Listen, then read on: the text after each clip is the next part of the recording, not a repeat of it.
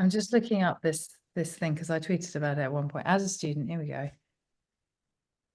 He ran unopposed for, I can't find it. He ran unopposed to be the president of like the Junior Conservative Dickhead Society in Cambridge. Ran unopposed and lost. What a loser.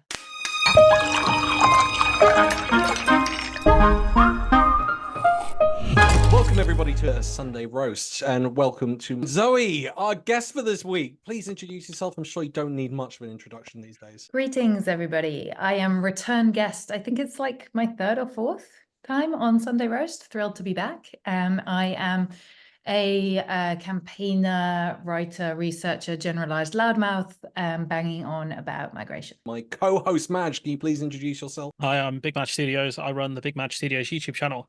And of course, you've heard from Alex. And I'm Alex. I'm also a journalist, YouTuber, and historian. Shall we get going? Yes. Zoe, we got you on. How's Gullis doing? your nemesis. Which is, if these people in Calais are legitimate refugees, why are they not claiming asylum in France, Italy, Spain or Greece? Why do they need to come to the United Kingdom? Many of them have. As I'm sure you'll be aware, because I think the previous witness did say this, the vast majority of people who seek asylum worldwide, firstly, 86% of refugees and displaced people worldwide remain in the country neighbouring the one they have fled. So 86% of people remain in developing countries. France received 3 times as many asylum applications as we did last year. Most people stop as soon as they feel safe. But the people who are making their way to England and who specifically wish to come to the UK do so because they have ties to this country, because they either have served with our military, as in the case of people from Afghanistan, or have family members, as with the Syrian client that I mentioned that JCWI is representing, or speak the language because of our colonial history and have other ties of kinship and history here. So there are people who have legitimate ties to the UK, and there is no good reason why they should particularly have their claims assessed in France if they do not wish to. It doesn't really work for us to say to the French that, given that we're geographically located slightly to the west of you, none of these refugees are our responsibility and they're all on you, because France can say the same thing, and then Italy can say the same thing, and then the entire international refugee protection system will crumble. That was a really sweet moment. I think once that had gone viral, I'm going to just take full credit for this, you know, why not? Once that clip of me schooling Gullis went viral, no school was going to accept him as a teacher ever again. And it turns out, poor old Gullis, he's not been able to get a job since being kicked out as an MP by the good people of Stoke-on-Trent. Good for them. I have literally like the complete lack of sympathy that I feel for this man is quite impressive. I could almost be like a Brexiter or a Reform voter as it comes to him. Like, no human empathy whatsoever. Wow. Send the boats back, send Gullis back to the job centre over and over again. Until he starts to really feel it. I feel some empathy towards his kids, but I mean, his wife's got a job. I don't know what it is. I've got a funny feeling it's a nurse or someone who works for the NHS. I think he made mention, but it was quite weird that he came out and started playing the fiddle and playing the victim card, as they so often do, instead of being like, oh, I've got this project going on and helping out with the kids. It's really nice to have some free time and blah, blah, blah. What are your thoughts? I mean, maybe he realized he was more likely to go viral that way. And it fits into their general like message, right? They've been saying about unis for ages. Unis is the home of the woke. So now it's schools as well. So he can play the victim. He's more likely to get attention. That's all he's got left, I guess. I mean, otherwise it doesn't make sense. From a position of like a human being with a sense of like personal pride, it's not a great move. Did he ever speak to you after the schooling that you gave him? No, I've never met him in person, because it was during lockdown that happened, and so I was online. I've been in Parliament and like, you know, had real creeps walk past, and you feel like, you know, like there's somebody walking over your grave. You're like, I've seen Lee Anderson in the flesh and like my skin has crawled, but I've never seen Gullis in the flesh. Madge, any thoughts, any pity, any empathy? Not really, because the guy was one of the most annoying Tories that we had to deal with. You know, there's that weird shot of him nodding after Sunak said something, and I was like, what drugs are you on, mate? For the NASUWT. Mr. Deputy Speaker, I am very worried about seeing teachers going on strike because it's the pupils that will suffer the most, particularly disadvantaged pupils from areas like Stoke-on-Trent North, Kidsgrove and Torquay. And whilst I am a huge admirer of the incredible work teachers do, they are sadly being cajoled by barren bosses in unions like the Not Education Union, led by Bolshevik Balsen and Commie Courtney, with their Labour mates to force teachers out of the classroom and make sure that kids continue to suffer. What can we do to make sure pupils will not be victims any further? Which ones? But nah, it's hard to feel sympathy for him because I don't know what his teaching credentials are like, but we are desperate for teachers. So if he can't find a job, he was either a very bad teacher or he's that odious the schools don't want to touch him. And to be fair, if I had a kid and I realized that was the teacher, I'd be like, nah, not today, mate. Nah, you're not. What are you going to put him teach for the him? class? But he talked down striking teachers and said Yeah. that they were like greedy and didn't deserve a pay rise. Like, why would any school employ him after that? I don't think any school would, Eat him? unless they're desperate.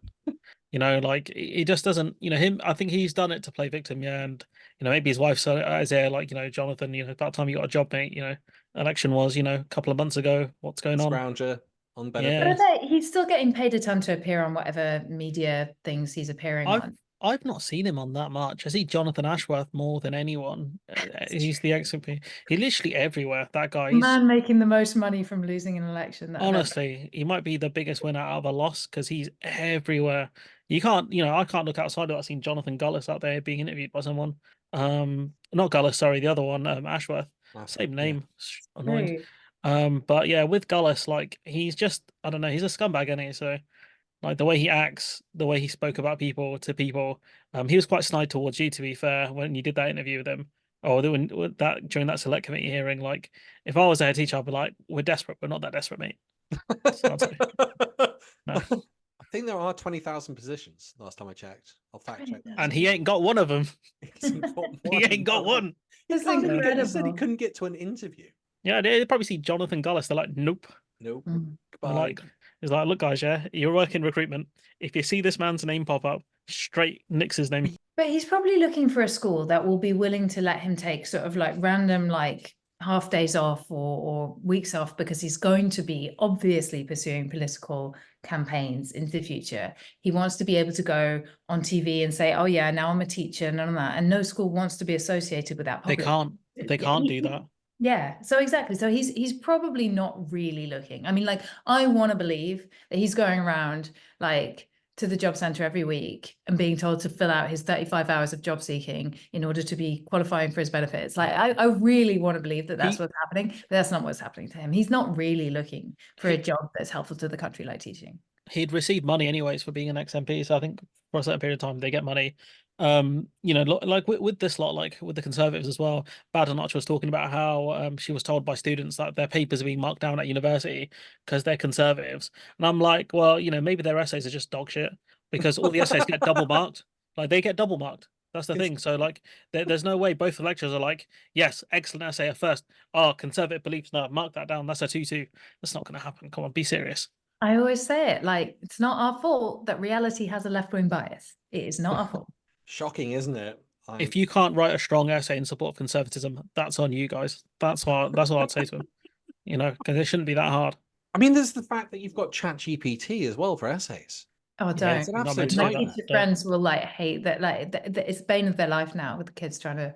I had the same thing. I mean, I had one student in the class that was just pumping out these answers that were so precise. It's like, how is he doing this? And you're going, either he's a savant or he's using chat, but there's no way you can tell. You'll never, ever, ever know. And it's a problem within the system. You can kind of reverse search on ChatGPT. If you ask it the right questions, it'll come up with that kind of similar answer. I think that's probably the best way to do it. Or they'll make a system where, like, you know, Tenetin, where it can scan for the words and stuff like that through the internet.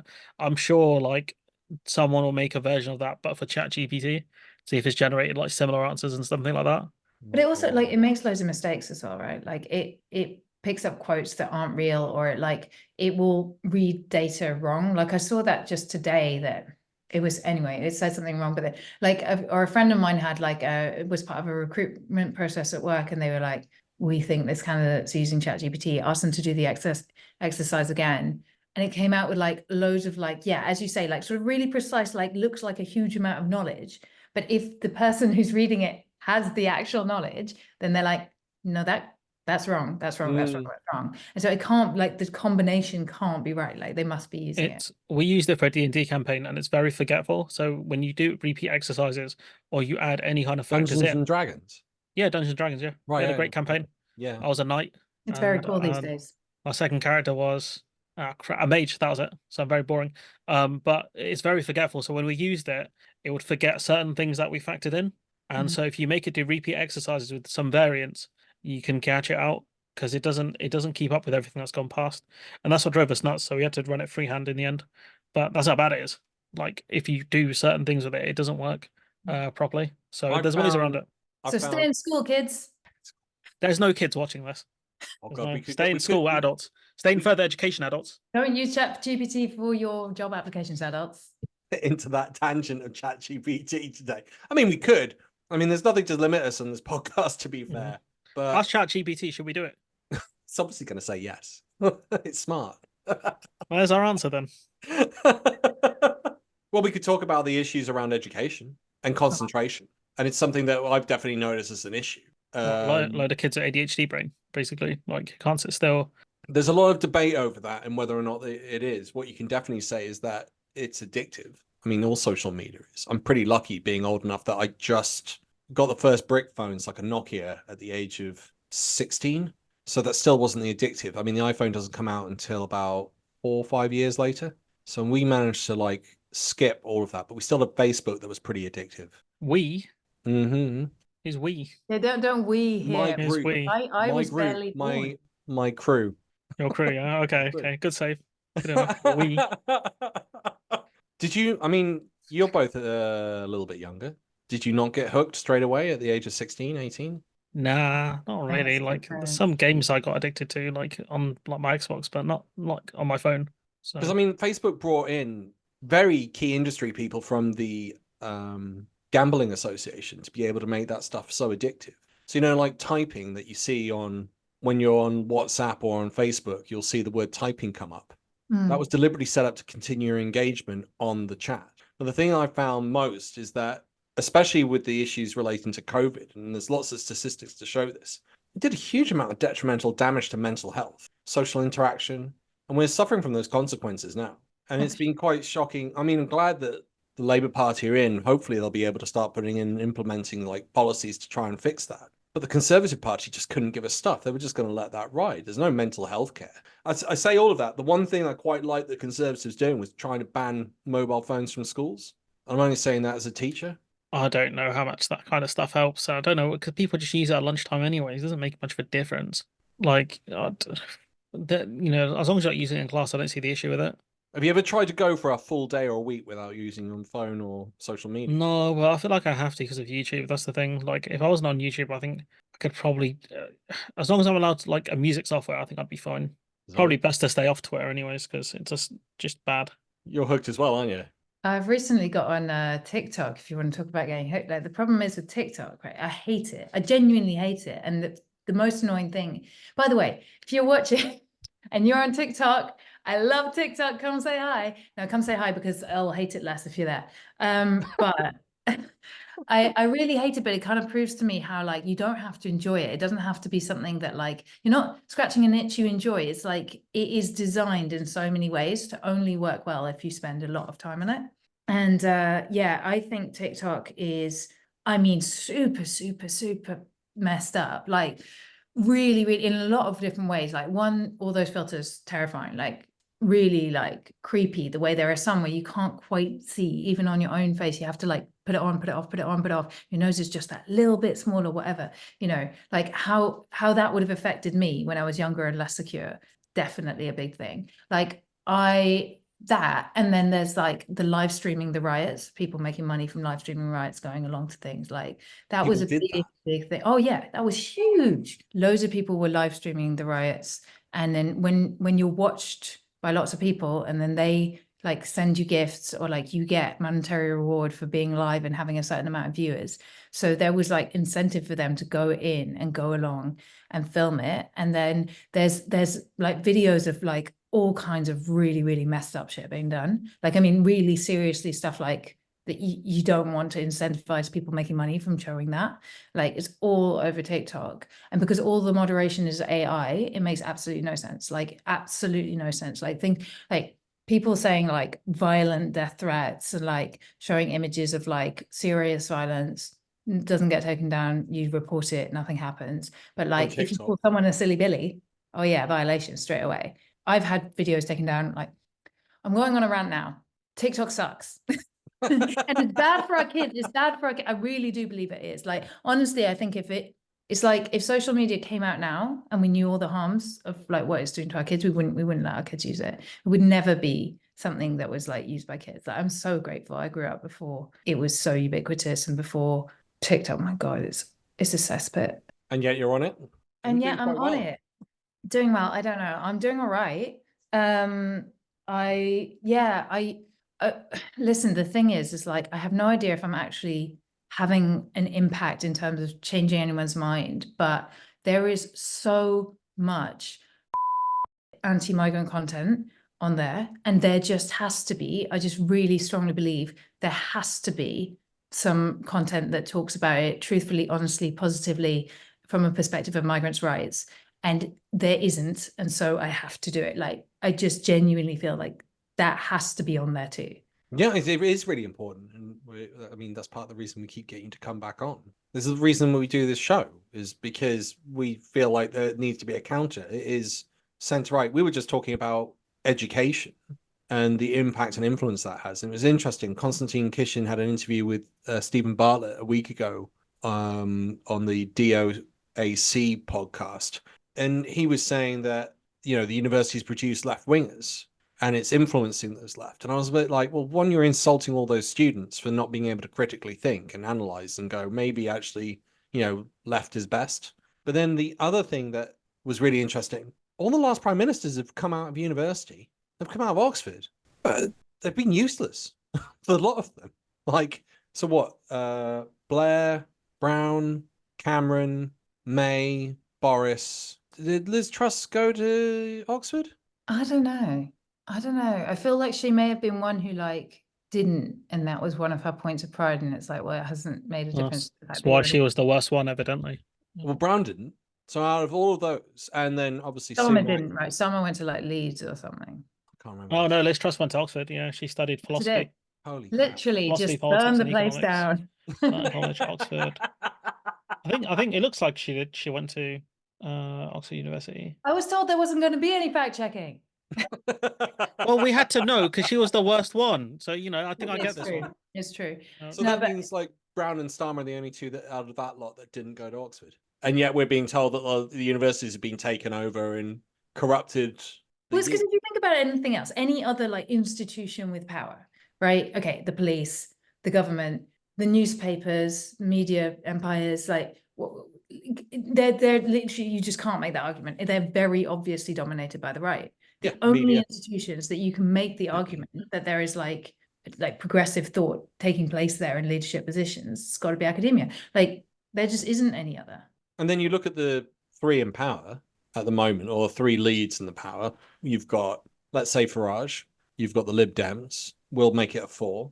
And then you've got Labour and you've got the Conservatives. Jenrick's on the right. I mean, he's literally saying Enoch Powell stuff, and he's almost mirroring Farage, and he looks like he's the lead at the moment. So we'll stick with that. And then you've got Farage, who is clearly right-wing, wants to cut taxes, said that, you know, he wants 90 billion cuts in taxes, but also said that he wants to increase the pay of social care workers and the NHS. Makes no sense. Well, wants to dismantle the NHS. Yeah, I think we do forget to emphasize, he has said in so many words, he doesn't want us to have an NHS. He wants us to pay an additional fee. Basically, he wants us to pay an additional insurance fee on top of the taxes we already pay, and to pay in order to access a doctor, right? He wants to fully privatize the system. And everybody's like, oh yeah, but he says it how it is on immigration. It's like, no.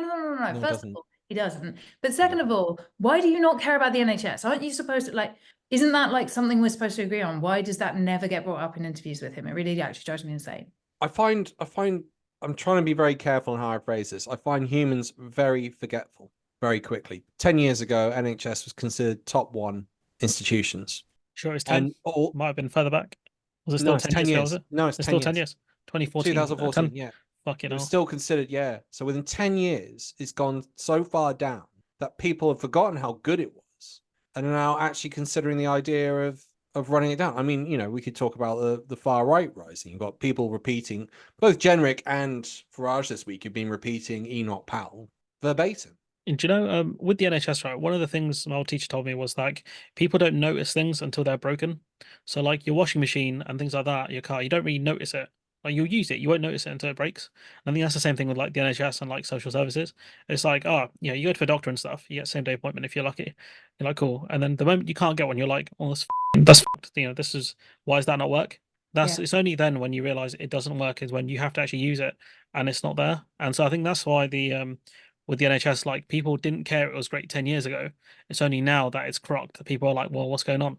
So it's the same argument with integration, right? Like they're all saying like, oh, integration's failed. Look at this example of somebody who's like done something bad, who comes from a migrant background. It's like, think of all the millions and millions and millions and millions of examples of migrants who are like hugely well integrated, or like the descendants of migrants that we now consider to be like integral parts of like our culture, our communities, our country.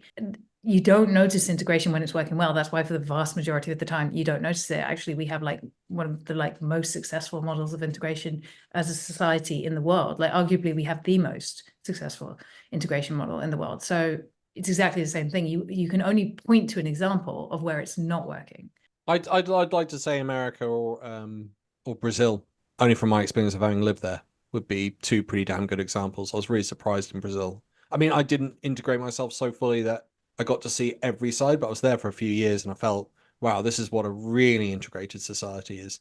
And America, look, it's got problems, but yeah, it definitely feels like it's more integrated than people realize. And it's these people that drive these wedges that, you know, are incoherent in what they're saying, but the media seem to fail time and time again to really either just ignore them and not bring them onto the TV screen, or actually handle them when they are on the TV screen. And I think that's one of the biggest problems that we seem to be facing at the moment. And that's why they seem to target migrants, even though I think I found statistics the other day saying migrants that have been here since 2000 have brought in about 3 billion a year extra in income, 30% more. And it's always funny when you bring this up to like Brexiteers or, you know, racists, when they go, oh, they come over and like they're not really contributing. I'm going, most of them are over the age of 18. Would that be right, Zoe, that come over? So Yeah. the vast majority over the age of 18. So you've not had to feed them, not had to have GP appointments, not to have, you know, being the expense of being in hospital as a kid and getting all these injections and everything else.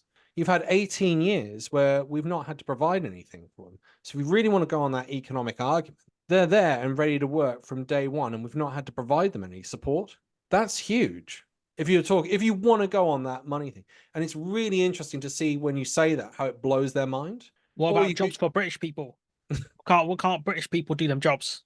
I mean, this is what we've just talked about for like these leaders. Farage has had a German wife and is now going out with a French girl. And then Jenrick is threw up a married bit to an in my Israeli. mouth. What's that? Just the thought of dating Farage threw up a bit in my mouth. It's a pretty horrific image. And same with Boris Johnson. How are they womanized? Don't. I don't They've got get the it. power of money. That's why. Power, Power of money. power of money. Oh, it makes my skin crawl. Can we move on?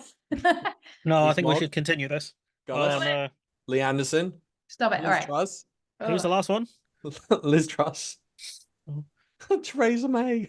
Do you remember that horrific violation of having to watch Matt Hancock make out with someone? That is honestly, that is probably that was the wildest bit of COVID, I think, where someone was like, Matt Hancock has got 2 girlfriends and you have none. And I was like, you're a bad person. I was like, you're a bad man. It's like, you're a bad man. You are.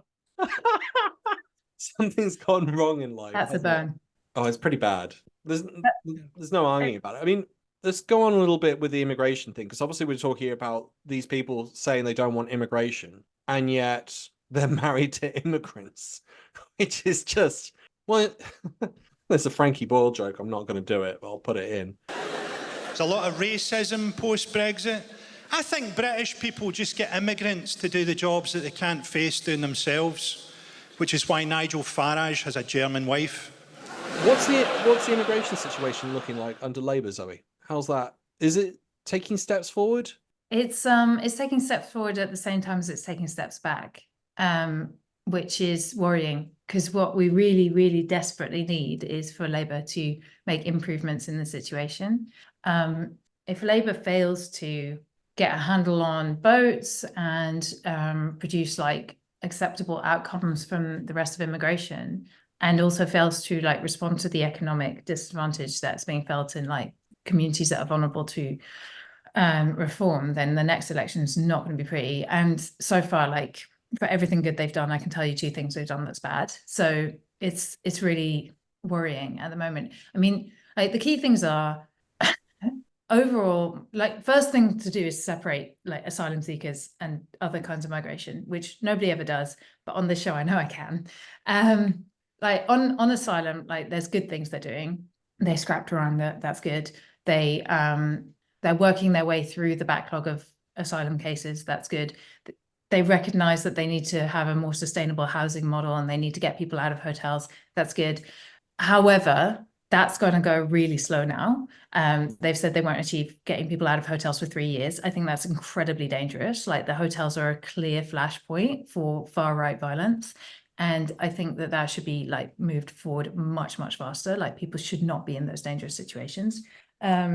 Also, obviously, going and cozying up to Giorgia Meloni in Italy, absolutely revolting. It was revolting when Sunak did it, and Starmer doing the exact same thing is like horrifying. Talking about the possibility of offshore processing, which is just a more expensive and more dangerous way of doing the exact same thing as we should be doing here in the UK, which is processing people's asylum claims, and totally refusing to do the one thing that is most necessary, which is to establish safe ways for people to access our asylum system so that they don't drown, and replacing stop the boats with smash the gangs, which means the exact same thing and will achieve exactly as much, i.e. nothing. So good things and bad things. And then, you know, on the much bigger issue, which is the rest of migration, again, like you have this incredible, like useless ambiguity, basically. You have, we'll just get numbers down. I mean, numbers are going to go down. Like every prediction is that the next couple of years we'll see like drastic reductions in the net immigration figures. They have been unusually high for quite like specific and one-off unique reasons, including like the Ukraine resettlement scheme and so on for the last few years. They're going to but surely Ukrainians should have just gone to Poland and Moldova. Yeah, that's a safe country, right? Or yeah, Moldova. safe country. They could have Why have they all gone been all the rammed way into through Moldova. Europe? They would literally be shoulder to shoulder in Moldova. Yeah. It's wild, isn't it? That again, I never hear anyone say that. I never ever hear that brought up with Farage or any of that lot being like, well, surely all the Ukrainians should have just gone to Poland then by your theory. You know what? The thing is, the big spectre, the big scary thing. Now, you said like Jenrick and Farage, they're copying Enoch Powell. They are, exactly. You're totally right. And what Enoch Powell was threatening us with was something that was coming around the corner. Oh, you think it's bad now? Just you wait. It's about to get really, really, really bad. And that didn't come in the 60s, and it hasn't come since, and it's never really going to come. But the threat is these big numbers, right? And like, look at Ukraine. Ukraine is a country of like what, nearly 40 million people. They have been attacked by a brutal dictatorship that is bombing schools and hospitals. They are in desperate circumstances, and it's a really poor country. And we gave an uncapped scheme, uncapped, that actually does all the things that Farage says we do for other migrants that isn't true. So it actually let people get housed in the community immediately. It actually allowed people to access language support and integration support immediately. It actually let people access the job market immediately and the welfare state immediately, right? So it actually gave an uncapped number of people from a country of 40 million that was at war a route to all of that in the UK. And how many people came? Not even 200,000. The idea that this huge horde is waiting to come as soon as you give them rights is bullshit, demonstrable bullshit. Most people will never come to the UK, even if we offer them an incredible uncapped package like we offered to the Ukrainians. And the ones who came, guess what? We can handle it. It's a great thing. The people who housed them universally pretty much say they would do the same thing again. Like, it's been a massive success, a really good and morally right thing that we did for this country. But it proves the lie. There are not uncapped masses and hordes at our gates. It's complete racist lie. Sorry, that was my rant. No, that's fine. No. I mean, this is what we want you to do. We want you to be honest and just say how it is and how you actually feel. And all what you said there reminded me, and I think I brought it up last week, and I'm going to do it again. Farage went on a trip with Channel 4, and I think it was to Romania. It could have been Bulgaria, but I think it was Romania. And he was taken to meet Roma. And he was taken into what can only be described as a shanty town. The buildings were literally like brickwork with no plastering on the outside, inside.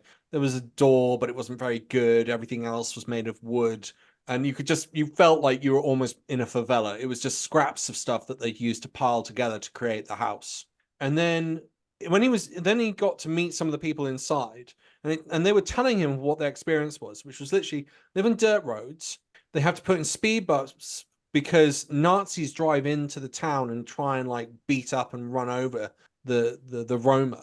And then they were saying that they couldn't get work because of where they were, where they lived, and who they were. And that essentially they were having to go to garbage dumps and go through cans, like garbage cans in the local area, to find food. They then were asked by the translator and Farage, would they like to come to Britain? And they said no. And the main reason that they cited was the weather. No, it's different there. Lots of rain. We are not used to the climate. We were born here. Every stone has a place to rest. Well, Which they got a point there, haven't they? But people don't want to give up their homes. People don't want to move far away to a country that has shit weather and they don't talk the language and they don't know anyone there. Like, that's not what people want. Most people will never come here, ever. It's about 3.5% of the world that is a migrant, and it's been the same for decades. Like, the vast majority of people do not move, even when, you look at their circumstances and you think, well, maybe you should, mate. But like, they don't. People don't want to. And that's the thing. But he then wants, it is reminding me more and more of the McCarthy witch hunts, where he was saying there's communists everywhere. I've got lists, but never really providing the lists. Or if he did, everyone was like, that's a load of rubbish. But then you couldn't argue with him because he was in a position of power. It's quite funny, actually. The only thing that stopped him was when he brought out a list of military guys. And then, shock, he was cut down from position. But it is this never-ending threat. Stalin had the same thing. The kulaks, the capitalists, they're everywhere. You've got to be out there looking for them. They're a danger. They could come at any moment. They could take us out. And you're looking at this and you're going, it's the same thing. It's just peddling fear all the way through. And using the same tactics. No different to what Hitler was doing. He was moaning about migrants. He was moaning about Jews, saying they were a threat. They were taking positions. They were taking jobs. They were sucking the life out of Germany. And I don't see how there's much of a difference here. Madge? Yeah, I think those sorts of people, they always need a boogeyman, don't they? They need to, because they don't have policies. So they need to protect you from someone, and they'll just create a monster. It's a pretty old trick, to be fair. The difference is they don't extort you for money up front to fight the dragon or the monster that's going to attack your village if you don't pay up. So it's always been like that, since the fall of the Soviet Union. Then you had Muslim terrorists, and that was the next big fear. And that's carried on since the end of the Cold War, because you still need to feed the military apparatus. You still need to give people something to be scared of. Otherwise, why would they vote for you? You don't offer any real policies. When Farage did that debate with Nick Clegg, and he said all of Romania could be here by tea time, and it's like, well, where are they then? Yeah. Where are they? Where are they? Because they could have done it the whole time. Where are the 38 million other Ukrainians? Where are all the Romanians? And with the refugees and stuff, like, a lot of them stay regionally nearby anyways. Like in Poland, like, I know a friend who went to Poland recently, and they're saying, there's a lot of Ukrainian people there. When I went to Prague this year, there was a lot of Ukrainian people there because they stay within the region as local as they can. I think in the hopes that they can go back, or at least, stay in a country that has a similar language. Food is familiar, where the language is similar, where they might have other family members or like members of their community nearby. Like, that's what I was saying. Like, only 3.5% of the world are migrants at all, like, as in cross the border. A lot more people move within the borders of their country, and then the vast majority of people who do move and cross the border stay within the region. And whether that's forced migration or whether that's migration out of choice or for opportunity or adventure or whatever, most people stay close to what's familiar, somewhere where they can go home with ease. That's just like, if you think about it, what would you do? Like, it's quite an unusual thing to do what I know you've done it, Alex. You said you've gone off and lived in Brazil. Like, that's quite amazing, but like, it's quite unusual. Most people don't do that.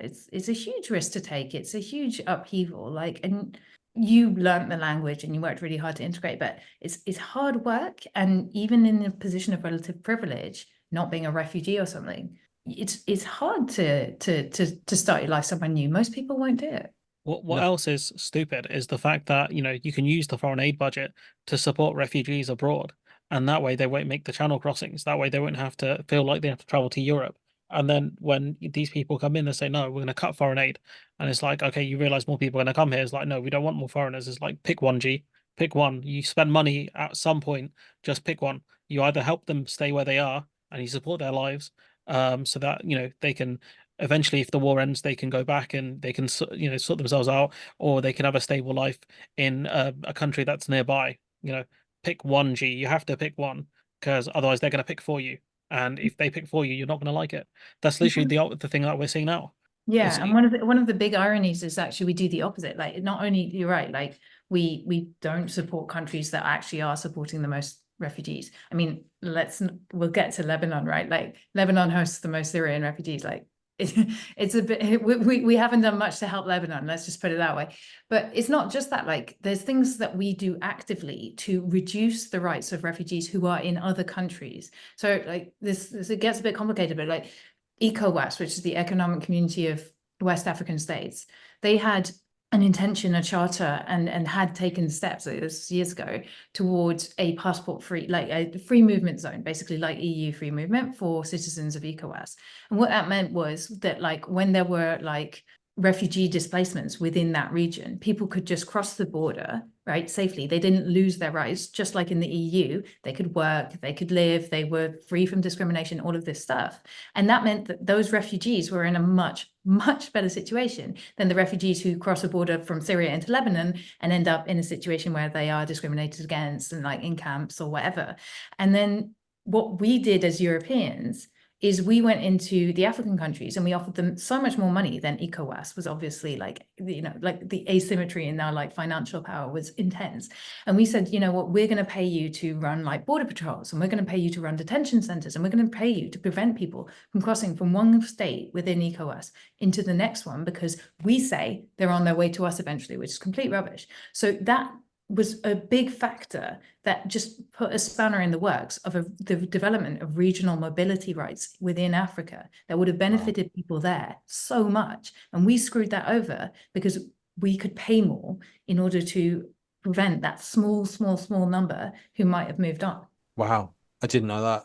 It's amazing what you miss in the news, isn't it? But that mobility scheme even sounds like the beginnings of their own version of the European Union or the United States. And that's the impression I'm getting over in Africa at the moment. They've had so many powers coming into the continent to rip out resources. So is that actually something more than just stifling migration, but actually trying to stifle the African Union movement? I would imagine it doesn't hurt. Like, to be honest, I see it through a migration lens, but it obviously like is helpful to Western powers to continue to like basically the neo-colonial sort of power play of like making sure that the African Union does not manage to benefit basically from clubbing together and supporting their own citizens across those borders. Like, it makes sense. And like, if you look at also, I mean, just along this same train, and if you look at like, there was all this chat about Starmer going to Italy and you know, potentially the offshore processing and so on there. What was again totally missed in the news reporting of that story was like the deal that Italy has struck with Albania, the offshoring deal. It hasn't started yet. So it cannot be, literally cannot be, because it has not started yet, cannot be the reason why there has been a reduction in people arriving in Italy in the last few months. The reason why there's been a reduction is because Italy has struck a deal with Tunisia, and Tunisia is under dictatorship. Italy has sent like 67 million euros or something to the dictatorship in Tunisia to stop people from crossing. And what the Tunisian government is doing is rounding up people and dumping them in the Libyan desert where they're dying. And that is what has caused the drop in crossings, small drop, temporary drop, but still, that is what has caused it. That's not reported on in the news. But what that is doing is propping up and financially propping up a dictator in Tunisia who is behaving like that. Through EU money designed to stop migration. That's wild. Maybe Starmer will strike a deal with Albania, and it's like, this has nothing to do with fucking Albania. Sorry. No, that's fine. I shouldn't swear. You sold me nuts. I'll just You can beat bleep me. you. I'll bleep you. Bleep me. I thought one of the other reasons was is there also a limited amount of paths going through? Like Libya at the moment is also under civil war, so people aren't going through that region, for example. Well, people still try. So it shifts. This is what we know. This is what we know. Back in 2015, Greece struck a really similar deal with Turkey. Contain the migrants, we pay you. Then Erdogan decided, like, oh, you want me to keep containing? Wasn't that just for 1 year? Nah, give me more money, right? So you empower these dictators and despots to hold this threat of migration over you. So we did it, and what happened was, like, yeah, flows into Greece reduced and into Eastern Europe increased over that time. We just displaced them. And then since then, they've built up again since 2015, and now levels entering Greece are as high as they have ever been, right? So it doesn't work over time. So if you make this deal with Tunisia, people start leaving from Egypt, people start leaving through Libya, like Libya as well. Like, it's an absolute horrendous shit show in terms of, like, it's a failed state, but we've picked one of the rival governments and we send them money. And when I say we, because it's not just Europeans, like the UK is financially involved with all of these deals, right? So we've picked one of the militia groups. We pay them to, again, conduct these pullback operations, basically bring people who are, like, trying to leave back into the country, and then they get sold in slave auctions. Like, it's across the entire Maghreb coast, and it absolutely cannot be stopped. Like, you cannot, like, build an actual Iron Dome around Europe and prevent entry and exit, because we trade with the entire world. We need and let hundreds of thousands of people cross in both directions every single day. Like, so it's a literal impossibility to stem the flows, but we can reduce them and displace them by killing people, but we don't kill them ourselves. We pay militias in Libya to do it. There is a way of stemming that tide, and that's to bring economic prosperity to the area. Then people don't necessarily want to leave as much. Now, one of the things we could turn around and say with that is climate change is still a major factor, which, again, no one's really talking about. But if the area is stable, you can live a prosperous life, and it seems like it's reasonable living standards. You know, you can get a job, you can put 3 meals a day on your table, you can have a nice house, you can have a car, you can live, you know, sort of Western tropes of what a decent lifestyle is. You get a good education for your kids. If you can bring the economic prosperity to any area, it does stabilize and reduce migration. It doesn't stop it, as you said. I mean, historically, the last few decades, you've said it's like 3%, but historically, for thousands of years, we are migratory beings. We've all stemmed out of Africa, and we've, you know, as long as you want to believe in evolution, we've stemmed out of Africa and then transported ourselves across the globe. There's no arguing with that. How do you get there? Well, you have to travel. China is one of the examples. North America, South America, that's all migration. We're migratory beings. It's such an important point. One of the other things that I think really fails us in the conversation about migration is this, like, myopic view of, like, oh, you know, if we send people to Rwanda or something, like something, we can find something and we'll be cruel enough. Like, as soon as you zoom out 5 years, 10 years, 20 years, there is nobody, not one person with any level of, like, knowledge or understanding of this issue who believes that the UK and Europe will not be a destination for migration. Like, whether that's as a sanctuary from, like, war, persecution, climate change, as you say, or whether that's just as an economic, like, the vast majority of migration, which happens through regular pathways and is, you know, for the purpose of work, basically. Like, there is nobody who would possibly believe that no matter what deal we were to strike with Albania, Tunisia, Rwanda, whoever the fuck it is, we are not going to stop being a species that migrates. Like, people will always move, and we always have, and we always will. And the numbers, as I say, like, they're not scary, they're not big, they're not overwhelming, but as a phenomenon, it is not going anywhere. And none of the bullshit that is promised by Farage or Jenrick or anyone is gonna be the thing that actually, like, turns the switch off. That's just not gonna happen. And also, just one thing is, like, 70% of asylum seekers in the last 20 years to the UK come from countries that the UK previously colonized. Like, it's baked in, mate. Like, it is baked in. History happened, and now this is the way the world is. These are the consequences. Well, there's also the fact that you're spreading around all this cultural propaganda about how great the country is. You're great. This country is awesome, but you can't come in. We're going to keep telling you how awesome it is and great it is, but you can't come in. And I find that quite fascinating. And then I'll further this. I think this is the reason why they won't go back into Erasmus. The UK won't, not for a while anyway, is because we're in competition with the EU, and both unions have got a declining birth rate. And that's why I think he won't go for it, because he's absolutely terrified. If we're already having 500 to 600,000 leaving, open up that scheme again, which is affordable, flying to the other options that we have that are exactly what we had with Europe was Australia and New Zealand. You've still got to have 500 quid in cash alone to be able to fly over there. To get over to Paris, 20 quid if you go at the right time of the year. Italy, 20 quid if you go at the right time of the year. Start work, start learning a language over there. I think they know more about the birth rate issues and the migration issues or emigration issues that we're facing than they're letting on. And that's why they won't go with that scheme. Any thoughts from you, Madge? Yeah, I did see some talk about the UK rejected the EU's youth mobility scheme again, and so apparently Starmer wants to use it in negotiation to get a veterinary agreement. But the problem is the Home Office apparently aren't fans of the visa scheme because of the numbers. So they're trying to bring net immigration down. So if they start allowing more kind of younger people in from Europe, it's going to boost the numbers. So they're not too happy about that.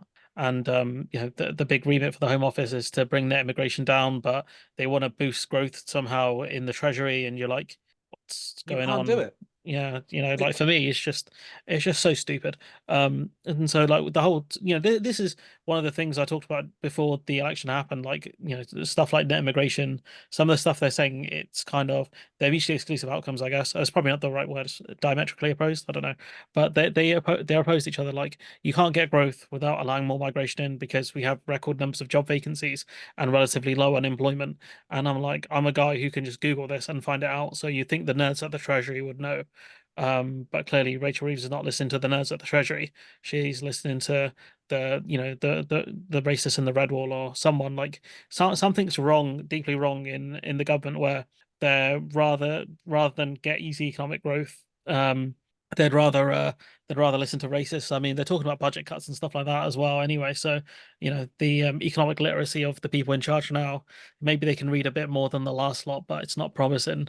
Given that they're telling certain departments to find millions in cuts, so it's very nervy. But remember, guys, it's not austerity, so it's fine. We're told it's not an austerity budget, so don't call it austerity.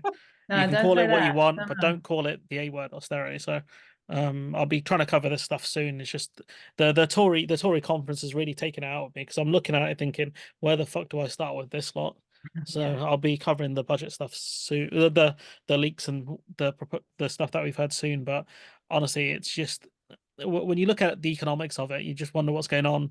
But like, I mean, the first it's a priority, misreading. exactly as you say, there is one big priority on immigration, and it isn't supporting our economy, supporting our universities, picking out the food that we need picked, like supporting the health and social care industry. It isn't any of our country's needs. It is number must go down. Yeah. Number must go down, because otherwise Daily Mail will get really upset. And the other thing is, like, building houses as well. We've decimated trade schools, like the trade industry. Like, that's where they sent all the dumb kids, which was the ones who weren't academically well, and they tried to get them into trades, but then they didn't want to put the money in, and so in the end they were kind of just treated badly because of the league tables. So if your school does badly in the league table, they get marked down. So you push out all the academically challenged kids, and you don't give them any real career prospects. When instead, if you had proper trade schools like other countries do, you could have had them actually do something they're probably better equipped to do. Not because they're academically challenged, but maybe they're better at that kind of stuff. Actual, like, things that are labor intensive, things that require certain other kinds of skills. So and you won't bring in more kind of migrants to start helping with construction in order to build these new towns that Labour are talking about, all these new housing. How are you going to build 1 million houses if you ain't got the people to do it? I keep saying it. It's 3D printing, and I'll add in prefab. That's how you do it. But they're not. Have you heard of a program? I've not heard of a program.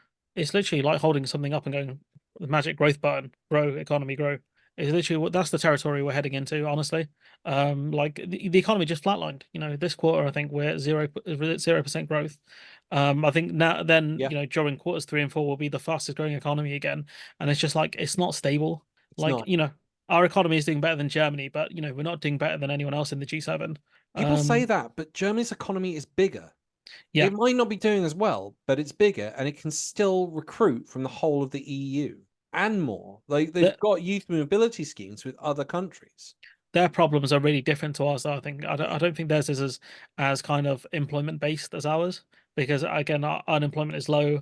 They want to limit the amount of people who can migrate here, and so it just creates a massive problem.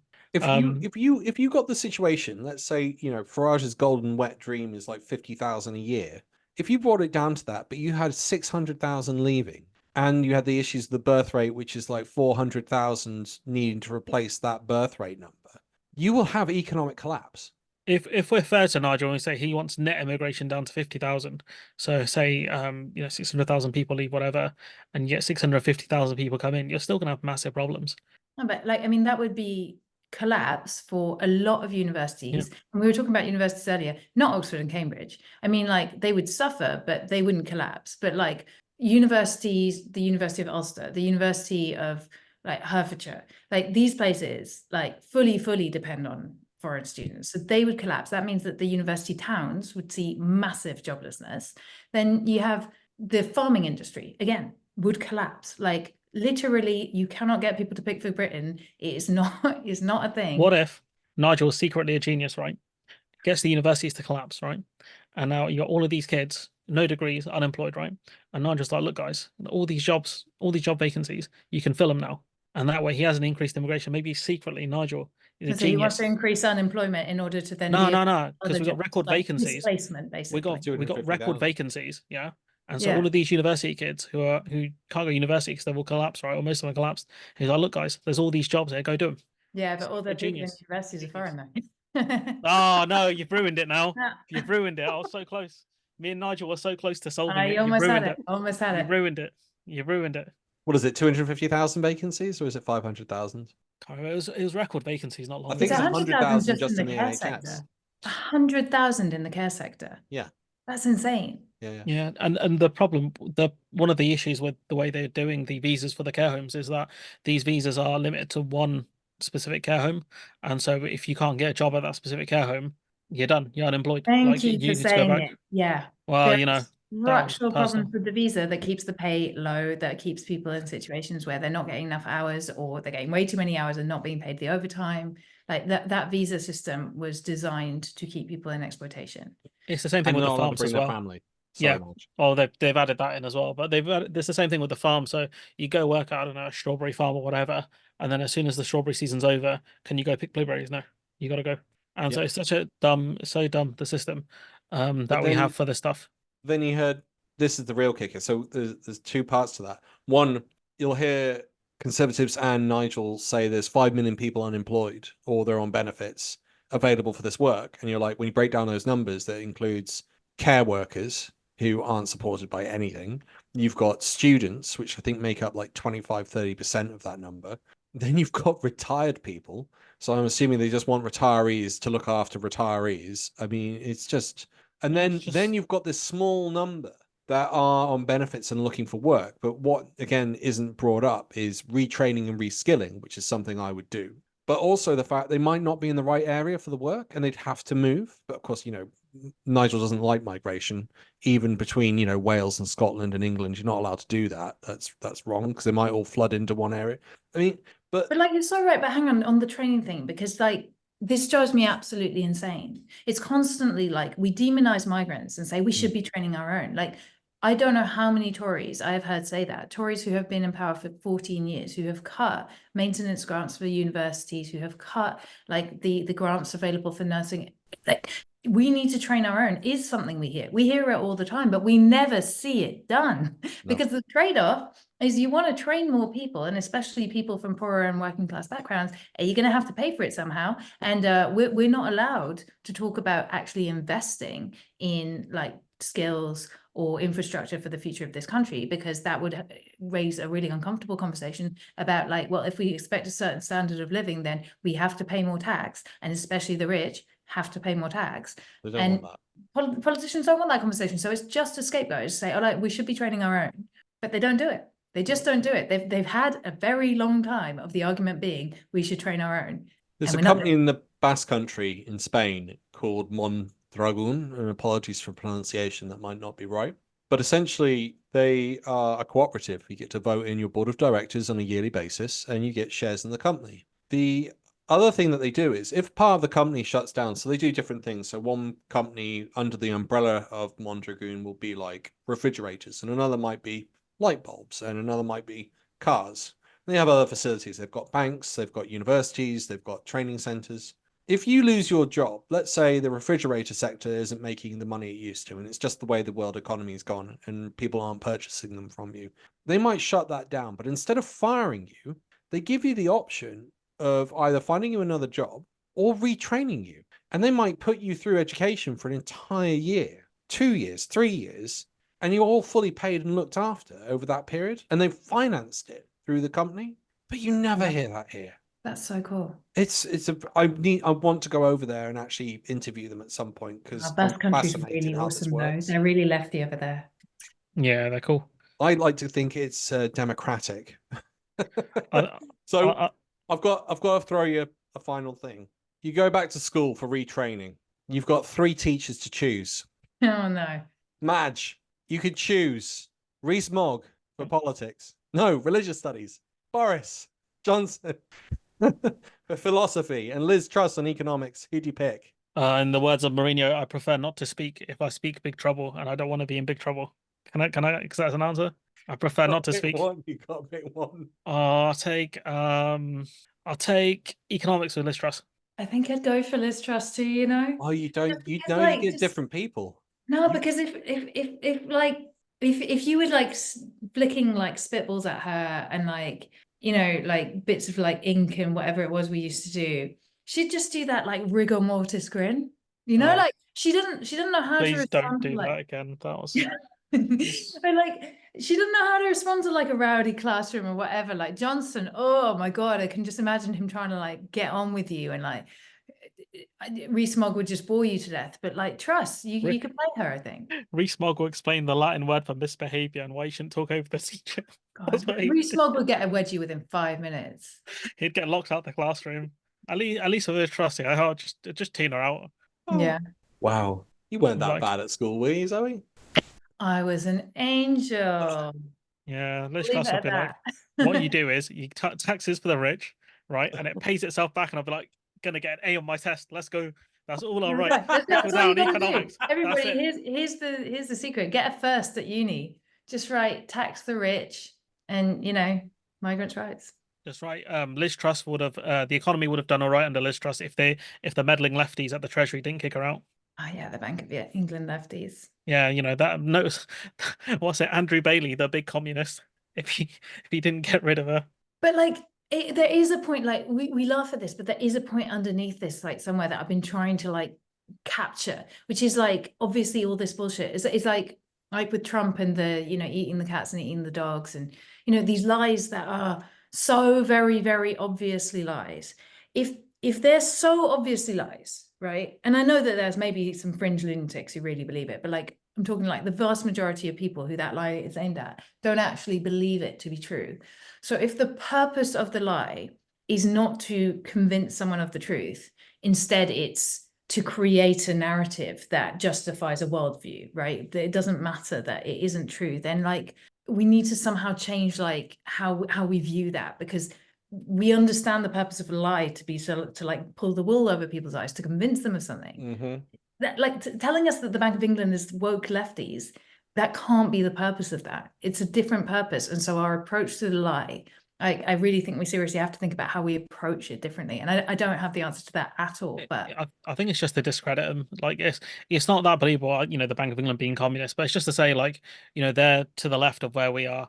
You know, they don't really believe in this kind of stuff. It's just to discredit them. Like really, I think like as outlandish as that is, it's just to say they're not to be trusted. well, yeah, it's like the Yeah. immigrants eating the cats and dogs. They're not really eating the cats and dogs, Yeah. but the message we're saying is that they're savages. They're different. Yeah. Yeah. They're not like us, in the words of Kendrick. But Okay. that's kind of the point. I think that's why you do an outlandish lie like that, because it's not that believable. But I think it's just there to kind of otherize someone. That's true. I'd agree with that. Ostracizing people. It's classic. Um, It's the populist 101. Just otherize people, and you start from there. Zoe, your 3 teachers are And what I get different. I already answered the question. You're No, different teachers. I tried to warn you, No but way. you jumped into it. It was quite funny, so I kept. Go on then. Nigel Farage, Oh, it's the how to make enemies and influence people. Gullis, mathematics. obviously. Lee Anderson, Oh no, lessons stop it. in how to blame everyone else.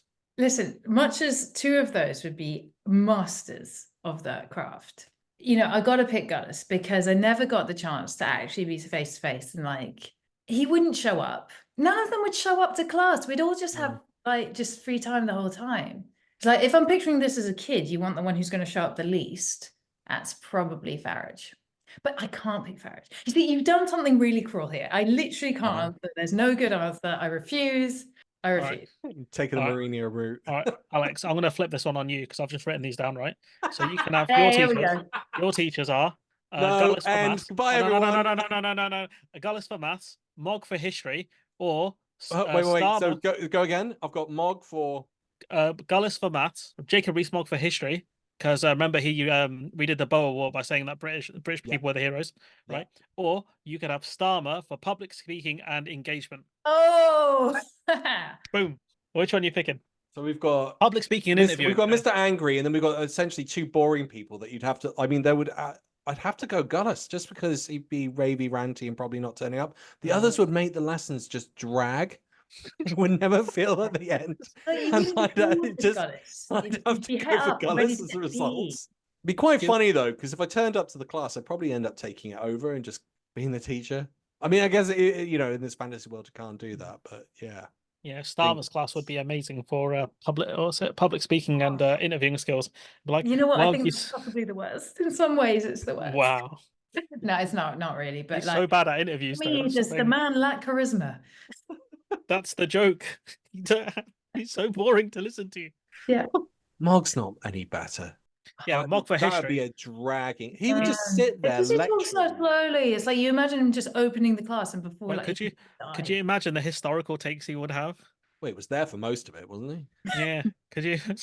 So yeah, the workhouses were actually really great.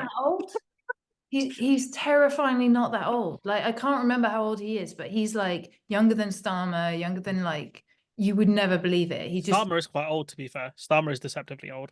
Do you know Jenrick is a year older than me? Stop it. Yeah. Oh my God, I think it could have been. Still could happen. I'm thinking about running for London mayor. So yeah. On that note, thank you, Zoe. Thanks. You guys. Please hit the like and subscribe button and check out Zoe's channel. The link is in the description. Once again, thanks guys. Bye.